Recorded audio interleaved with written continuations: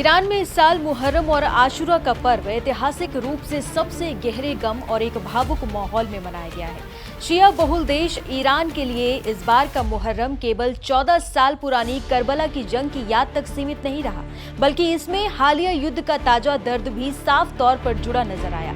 ये मुहर्रम इस लिहाज से बेहद खास और भावुक रहा क्योंकि ये हाल ही में हुए अमेरिका इजराइल के भीषण हमलों के बाद पहला मुहर्रम था।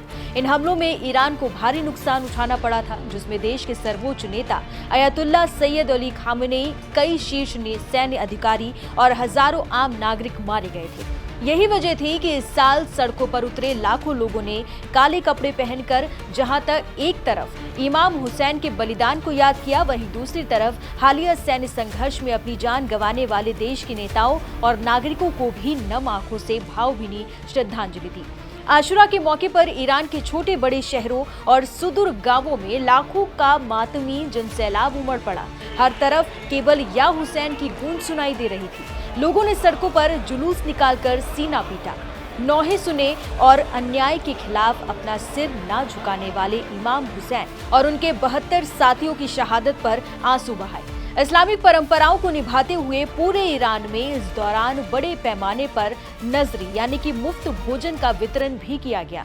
ये लंगर या विशेष भोजन मातमी जुलूसों में शामिल लोगों और विशेषकर समाज के जरूरतमंद तबके के बीच बांटा गया, जिसे इमाम हुसैन द्वारा दी गई इंसानियत, सेवा और उदारता की सीख की जीवंत प्रतीक माना जाता है। आशुरा से ठीक एक दिन पहले तासुआ यानी कि मुहर्रम की 9वीं तारीख बेहद गरिमा और शोक के साथ मनाई गई। इस दिन विशेष रूप से इमाम हुसैन के सौतेले भाई हजरत अब्बास की वीरता और शहादत को नमन किया गया, जो करबला के मैदान में भूख प्यास से तड़प रहे बच्चों और महिलाओं के लिए पानी लाने के संघर्ष में शहीद हो गए थे। ईरान के इस गमगीन माहौल के बीच दुनिया भर से लाखों शिया जायरीन इराक के पवित्र शहर करबला भी पहुंचे, जहां उन्होंने मुख्य दरगाह पर हाजिरी देकर अपने शहीदों को नमन किया।